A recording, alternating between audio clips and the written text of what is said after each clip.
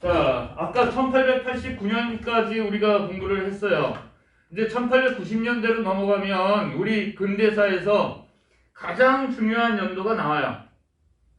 예, 세부적으로 많은 것을 할 수가 없으니까 중요한 사건만 골라서 하는데 시대 순서대로 기억하는 게 연상암기법으로 좋아요. 워낙 암기할 게 많으니까 단편적인 지식을 암기하는 게 아니라 연도를 이렇게 쫙 해놓고 거기 왜 세탁소 가봤죠? 세탁소 가시면 이렇게 빨래를 거는 봉이 있죠, 위에 천장에 이렇게. 예, 그걸 오늘 강의하는 거거든요. 그러면 이제 세탁 완성품을 해가지고 거기다가 하나씩 걸죠, 이렇게 순서대로. 그죠? 그거를 연도순으로 쭉 기억을 해보세요. 연도순으로. 사건별로 하지 말고 연도순으로 해서 연도를 꼭 외울 필요는 없어요. 그러나 연도순으로 해서 사건을 쭉 나열을 하면 그 사건을 보면 내용이 기억나야 돼. 그래서 첫 번째 실력은요, 객관식 실력이에요. 뭐를 물어봤는데 내가 정확히 표현해서 답변을 할 수는 없지만 이게 옳은 건지 틀린 건지를 골라낼 수 있는 실력. 이게 객관식 실력이거든. 이게 1차 실력이에요. 뭐라고 정확하게 표현은 못하겠지만 남이 표현해 놓은 거를 고를 수 있는 실력. 그 다음 실력이 단답형으로 대답할 수 있는 실력. 1889년 일본에 대해서 미국 수출 금지령을 관찰사는 내릴 수 있었다. 무엇이라고 하는가? 그러면 단답형으로 뭐라고 썼는데요? 방공령 쓰면 되죠. 이렇게 명칭을 아는 것. 예를 들어서 강화도 조약에서 불평등 조약으로 규정된 두 가지 조문을 아는 대로 나열하라. 그러면 뭐예요? 두 가지. 하나는 치입의 법권, 또 하나는 해안 측량권 인정. 이렇게 쓰면 정답이 되거든요. 이렇게 단답형으로 쓸 수 있는 약수령. 그 다음에 이제 서술형으로 쓸 수 있는 거는 대학에 가서 하시면 돼요. 강화도 조약의 역사적 의미를 논하라. 서술형. 그죠? 네, 논술이죠. 이거는 대학에 가서 하시면 되고, 그러니까 여러분이 대학에 입학할 때까지는 객관식 실력. 표현은 정확하게 못하겠는데 남이 표현한 거 듣고 옳고 그른 거를 구분할 수 있는 실력. 거기서 한 단계 더 점프하면 단답형으로 또는 약술형으로 간단하게 표현할 수 있는 실력. 거기까지 올라가면 대학에 치는 만점입니다. 옛날에는 국사가 굉장히 어렵게 출제됐었는데 요즘 한국사는 급수시험으로 3급 난이도예요. 그래서 웬만한 반정원이 30명이다. 한 2분의 1은 만점이 나오거든요. 거꾸로 얘기해보세요. 상위권 학생들은 하나 틀리면 무지하게 손해를 보게 되는 과목이 한국사입니다. 그러니까 만점에서 몇 개 틀리느냐가 문제인 과목이 한국사죠. 자, 1학년 때는 내신, 3학년 때는 수능에서의 필수 과목, 선택 과목이 아니라 필수 과목. 자, 열심히 한번 해봅시다. 지금 6시간 스트레이트 강의라 선생님이 한참 젊었을 때는 10시간에서 13시간까지 수업을 해도 끄떡이 없었는데 요즘에는 머리도 이렇게 숱이 별로 없어졌고 해서 6시간째 하니까 힘이 좀 드는데, 그러나 열심히 합시다. 어차피 시험을 위해서 하는 거니까.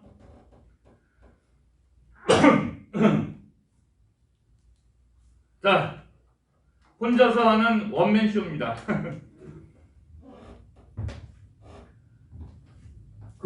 한국 근대사에서 1894년, 이 해가 가보년이거든요. 1894년을 모르고는 한국 근대사를 공부했다 소리를 하지 말아라 하는 소리가 있습니다. 왜? 우리나라의 역사를 완전히 뒤집어 놓는, 바꿔 놓는 세 가지의 중요 사건이 한꺼번에 터지는 연도가 1894년이에요. 그 해가 가보년이야. 60갑자로. 1894년에 제일 먼저 터지는 거는 동학 농민운동입니다. 동학 농민운동.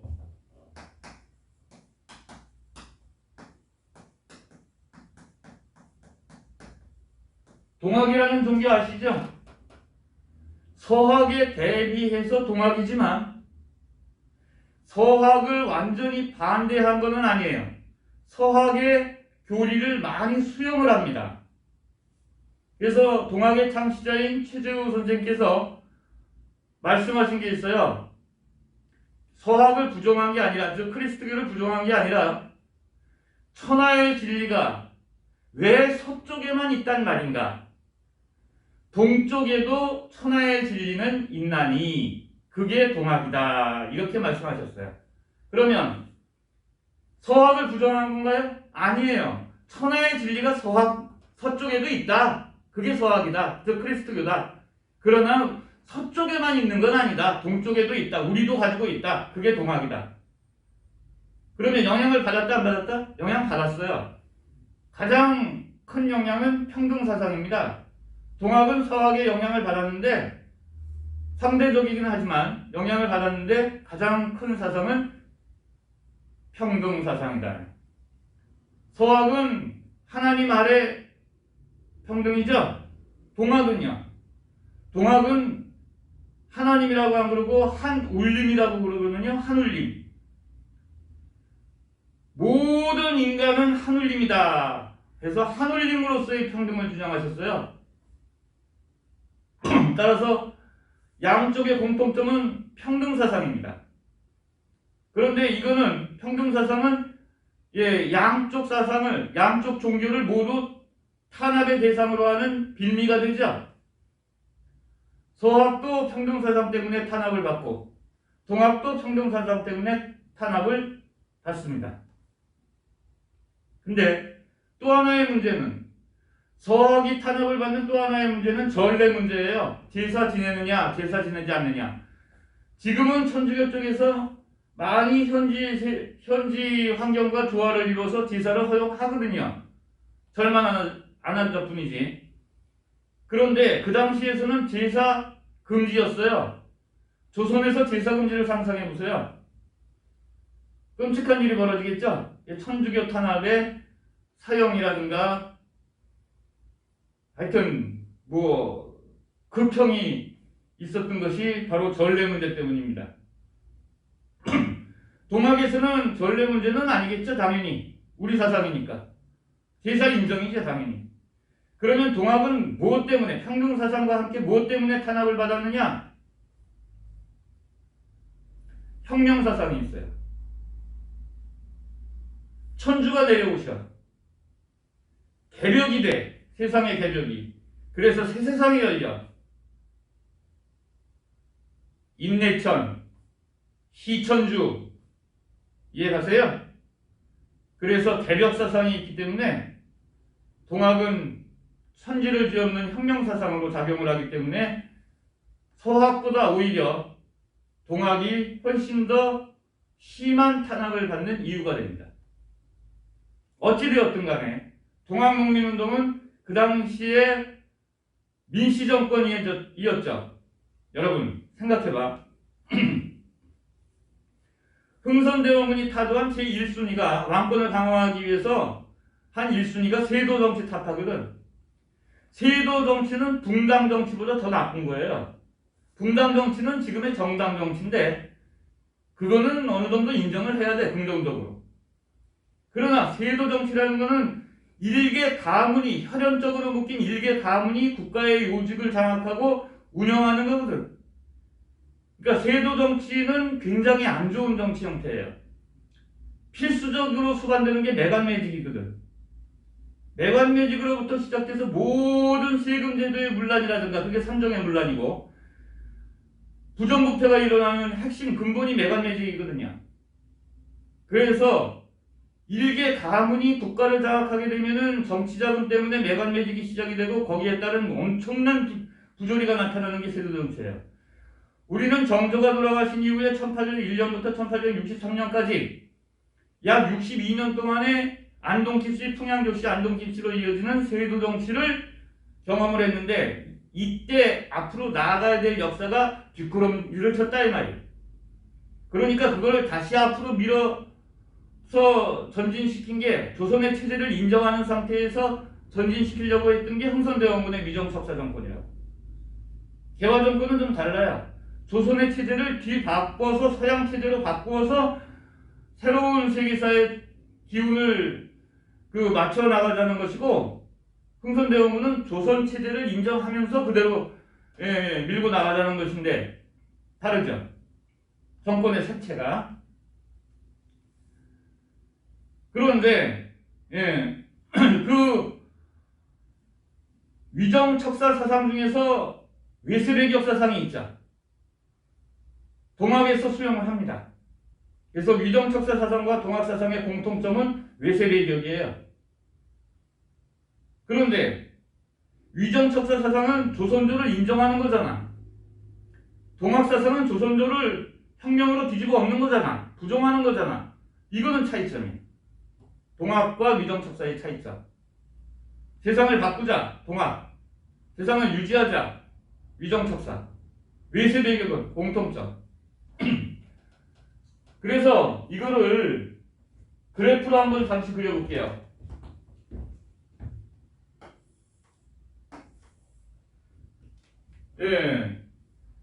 X축이 대내적인 개혁, 보수, 체제를 지키는, Y축이 외세에 대한 개방, 그 다음에 마이너스 쪽이 세국, 통상시교 거부정책. 이라고 한다면 개화사상은 몇 사분면에 들어갈까요?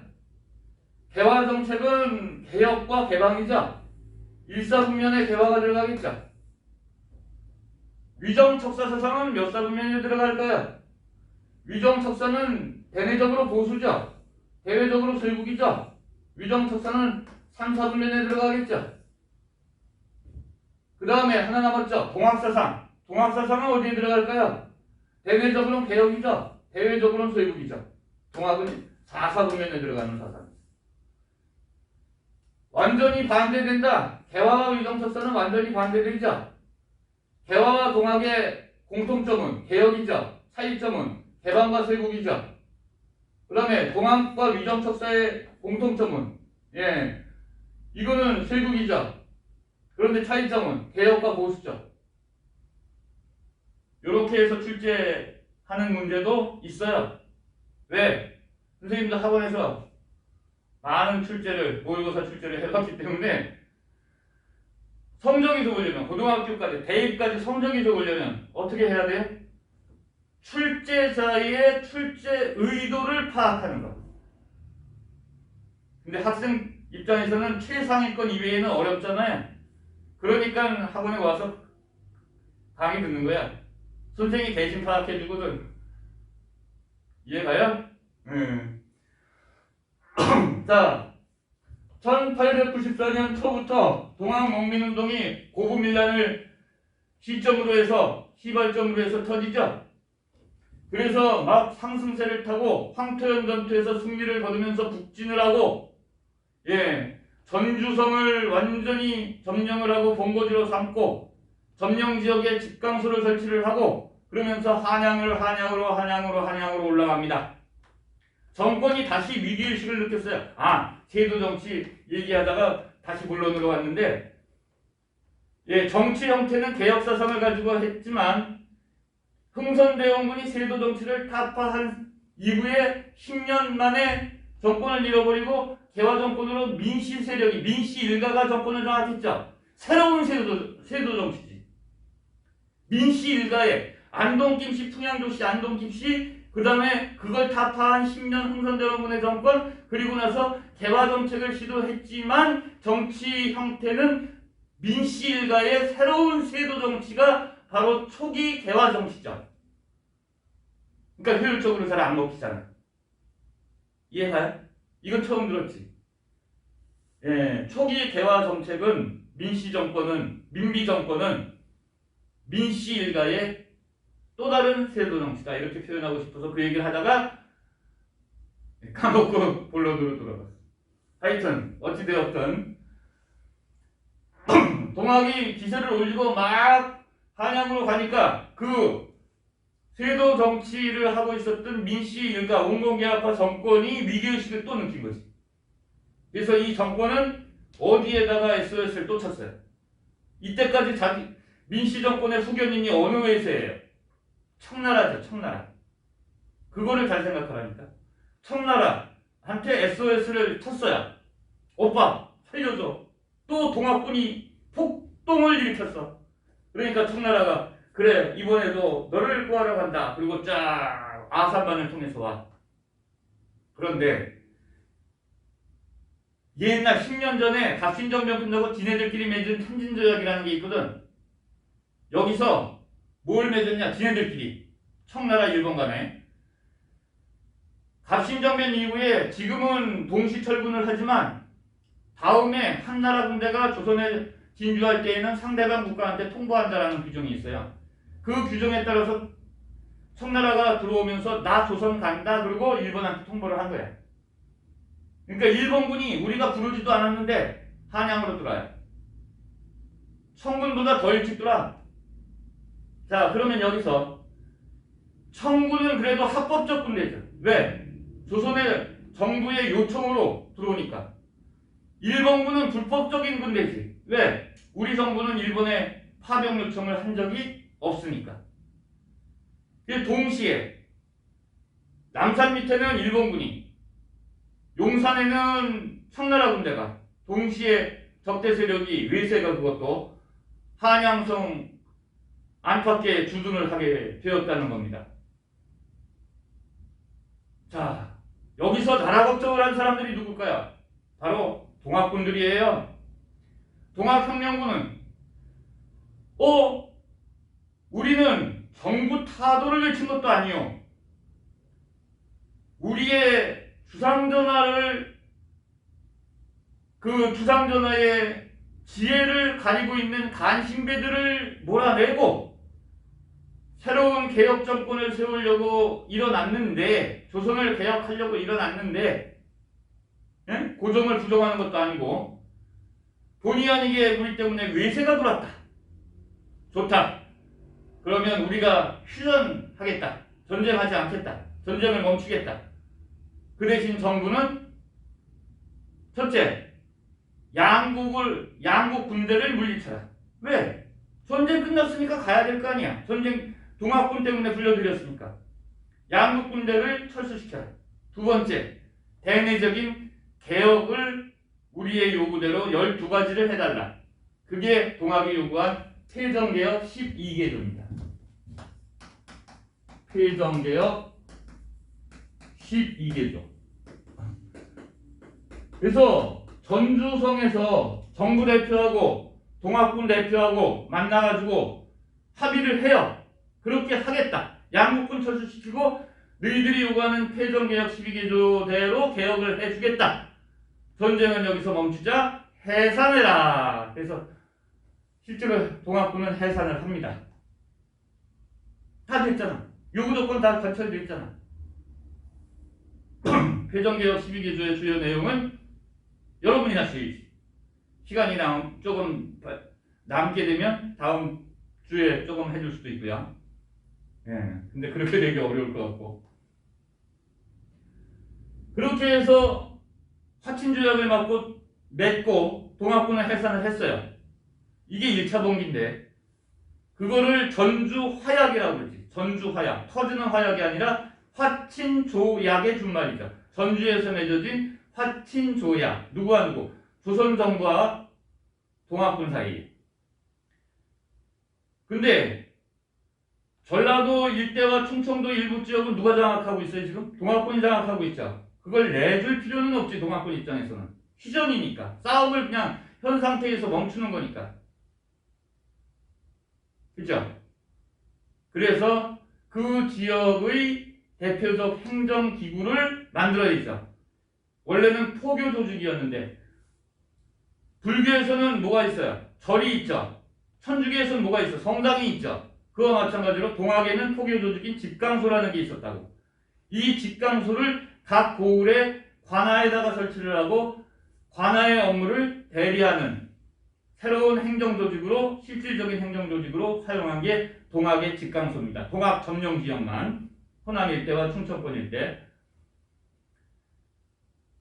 자, 그런데 문제는 힘없는 조정이 조선 조정이 청나라 군대하고 일본 군대한테 야 이제 쟤네들 해산했어. 너희 가. 안 가면 해설해도 쫓아내야 될 거 아니야. 근데 힘이 없어. 아무리 가라 그래도 안 가고 버티는데 어떻게 할 거야. 왜 협박하고. 이게 나라의 힘이 약했을 때의 비정한 현실입니다. 이해되세요? 개인도 마찬가지고. 자, 그러면서 가기는커녕 저희들끼리 우리나라 안에서 전쟁이 붙어요. 그게 무슨 전쟁이에요? 청일전쟁. 그렇지. 그래서 동학농민운동 와중에 청일전쟁이 우리 땅에서 벌어지게 되는 겁니다. 청일전쟁에서 승세를 잡는 건 누구예요? 일본군이죠. 일본군이 예상을 지었고 승세를 잡으니까 내각이 친척 내각에서 친일 내각으로 뒤집어지겠지. 그 친일 내각을 구성한 일본은 친일파를 요직에 앉히고 일본식 개혁을 강요했겠죠. 그래서 시작된 개혁이 뭐예요? 갑오개혁이라고.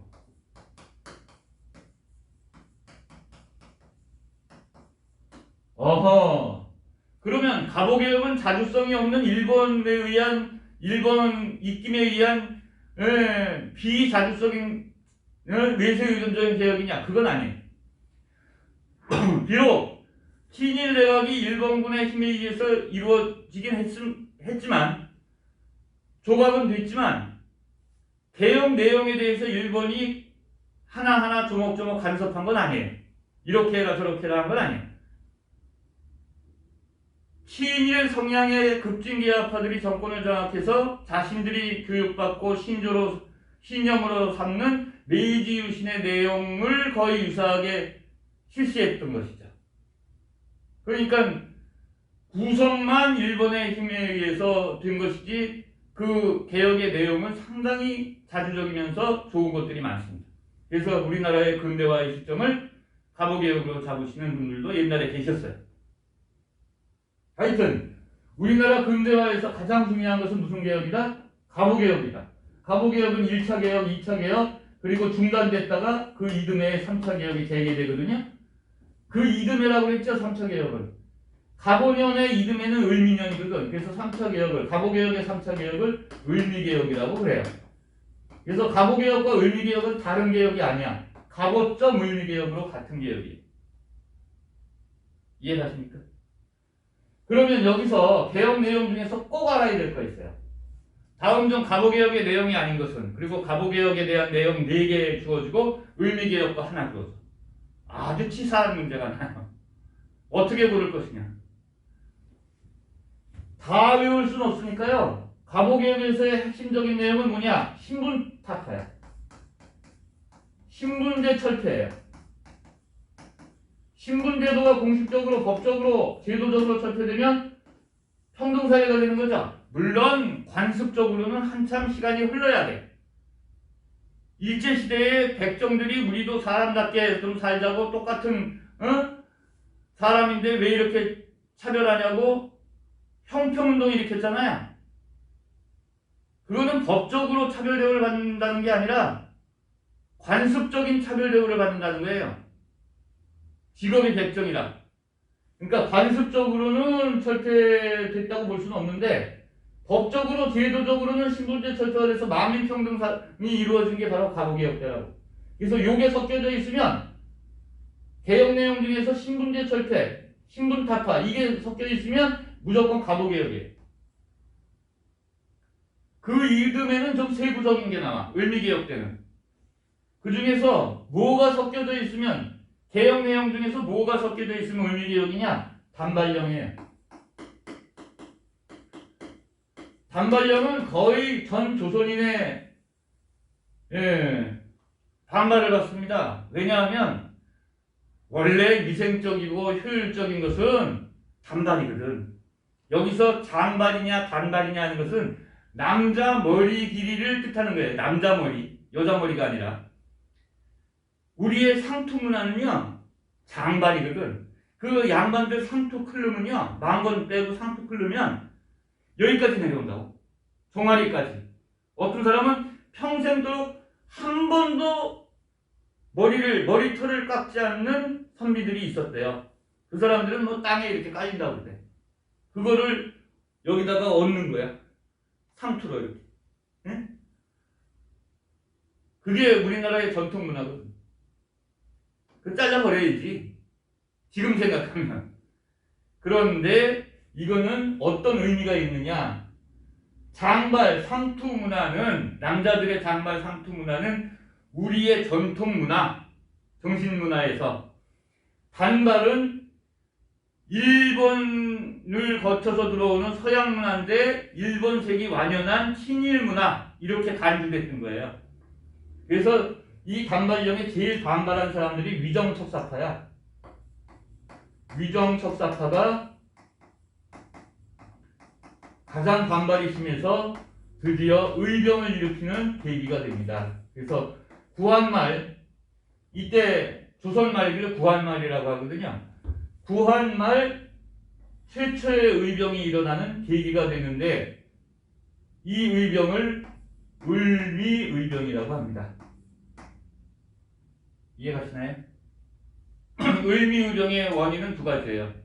단발령 때문에 하나는, 그 다음에 금방 나올 을미사변, 명성황후 시해 사건, 국모 시해 사건이 또 하나의 원인이 됩니다.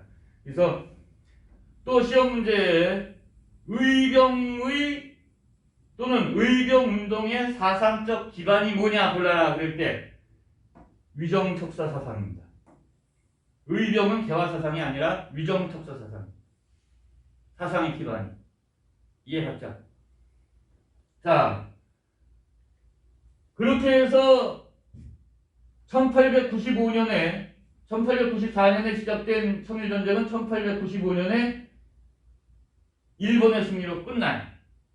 그리고 진행된 게 을미개혁이거든. 자, 이 청일전쟁을 계기로 해서 조선에서 청나라라는 외세의 세력이 빠졌지. 깨끗하겠죠? 일본 세력이 독자적으로 장악했을 거 아니에요. 이해가십니까? 그러니까 그 일본 세력에 반대하고 청나라 세력에 계속 붙어 있었던 정치 세력은 누구였어요? 민씨 일가 세도 정치 세력이었죠. 민비를 정점으로 하는 민씨 일가잖아. 그죠? 이 세력이 친청파잖아. 대화 세력 중에서. 그러니까 방향은 잘 잡았는데 외세 의존적이었죠. 친청 세력.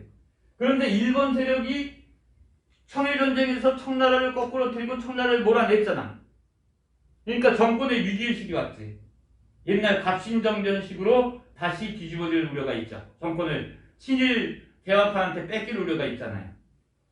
그러니까 민씨 일가는 뭐를 찾았을까요? 청나라 세력을 대체할 수 있는 외세가 있느냐 없느냐를 찾았겠죠. 청나라 세력 대신 민씨 일가의 정치 세력을 보호해줄 대상이 있느냐 없느냐를 찾았어요. 그래서 찾았어. 무엇을 계기로 찾았느냐? 소위 상복간섭이라고 들어보셨어요? 상복간섭을 계기로 해서 찾았어요. 전쟁에서 승패가 결정되면은, 전쟁에서 승패가 결정되면은 전리품으로 뭔가 내놓는다고. 배상금과 영토. 옛날 제국주의 시절에는 배상금과 영토를 진 쪽에서 잘잘못에 관계없이 내놔요. 청일전쟁에서 청나라가 지니까 청나라 이용장이가 뭘 내놨느냐? 영토 두 곳. 요동반도와 대만섬을 일본한테 할량해 준 거예요. 그리고 배상금 거액을 또 할량해 주고. 벌거벗은 세계사에서 청일전쟁 설명하면서 그 교수님이 청일전쟁에서 승리를 하고 나니까 일본이 자신감이 붙었다는 거야. 일본 국민들까지도. 왜? 전쟁에서 이기니까 막대한 돈 생겨 영토 생겨. 그래서 거기서 쟁이 붙여가지고 2차 세계대전까지 일본이 연결되었다라는 말씀을 하시는데 공감이 가더라고요. 자, 그런데 문제는 러시아가 부동항을 찾아서 남쪽으로 내려오잖아요. 유럽에서는 영국의 방해로 실패를 한다고. 근데 시베리아 개척이 미국은 서부에서 미국은 동부에서 시작해가지고 서부를 개척했잖아요. 그 과정에서 원주민인 우리 황인종, 즉 인디언하고의 백인과의 싸움에서 우리는 백인이 우리의 사촌인 인디언을 학살하는 것에 박수치면서 어른들은 컸단 말이에요. 서부고.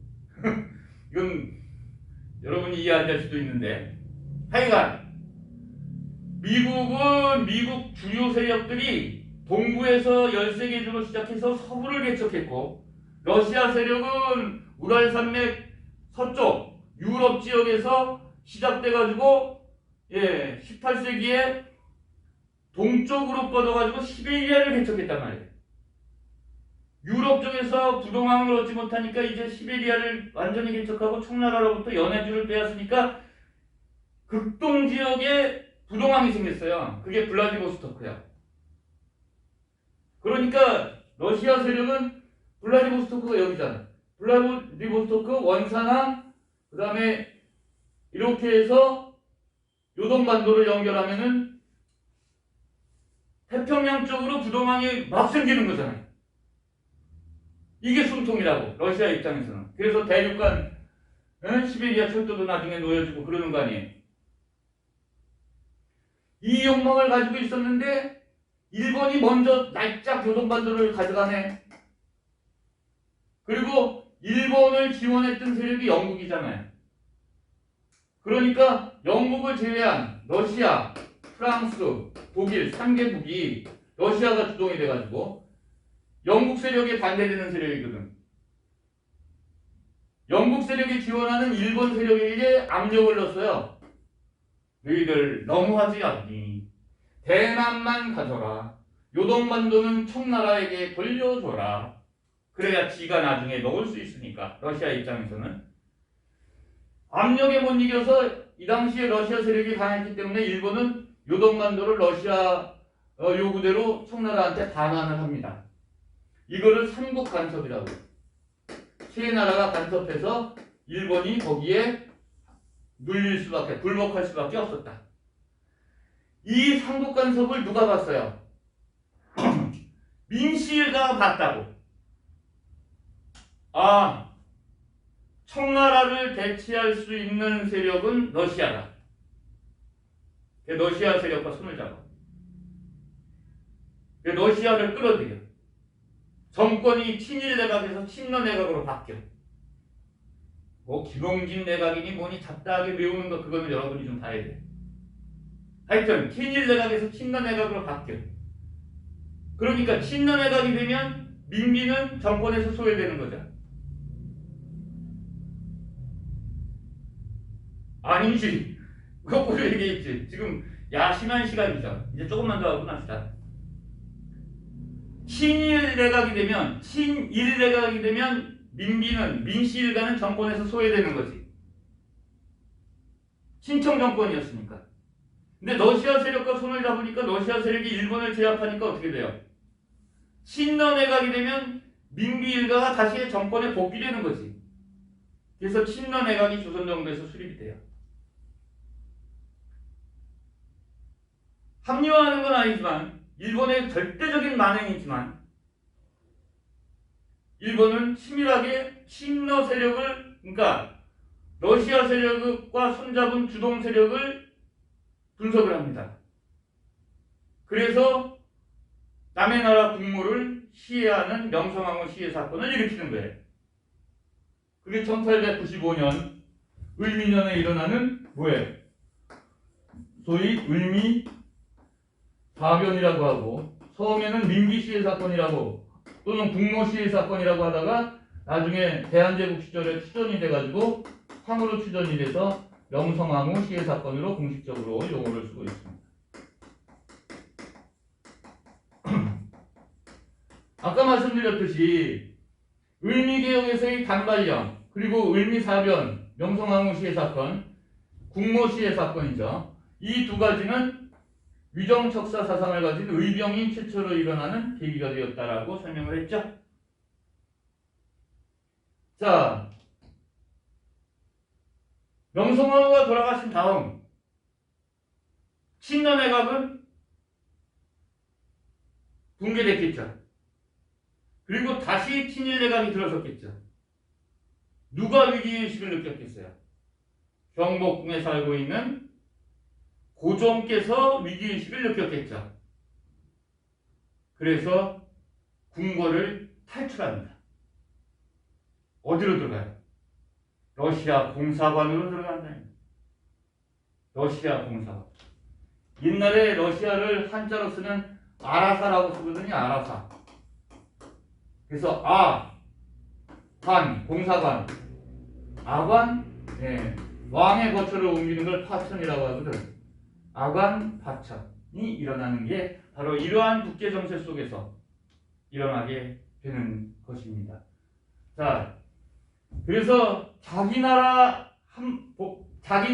주궁에서, 궁궐에서 일본 세력이 무서워서 우리나라 국왕이 남의 나라의 공사관에 피신을 해가지고 1년간 거기서 직무를 보셨어요. 이런 역사가 되풀이되면 안 되겠죠. 역사는 왜 배워요? 자랑스러운 일이든 창피한 일이든 제대로 배워서 자랑스러운 것은 재현을 하고 부끄러운 것은 다시는 일으키지 않는 이러한 교훈을 얻기 위해서 역사를 배우는 거 아니에요. 현재의 사람들의 모여서 사는 집단을 사회라고 하잖아요. 그 현상을 배우는 게 통사거든. 통합사회. 정치, 경제, 문화 다 배우잖아. 그죠? 시각적 관점에서 그 사회를 100년 뒤로 옮기면 어떻게 돼요? 100년 전의 사회를 배우는 거 아니야. 그게 역사예요. 1000년 뒤로 옮기면 어떻게 돼? 1000년 전의 사회를 배우는 거잖아. 그죠? 1000년 전에는 사회가 어떻게 구성하고 살았다. 그게 역사 아니야. 사회를, 사람이 모여서 사는 집단 사회를 시각적 의미에서 앞으로는 예상하기 어려우니까 흘러간 뒤로 옮겨서 배우는 게 역사 아닙니까? 사회하고 역사는 그래서 같은 장르예요. 오늘은 아관파천까지 하겠습니다. 다음 주에 더 열심히 공부하도록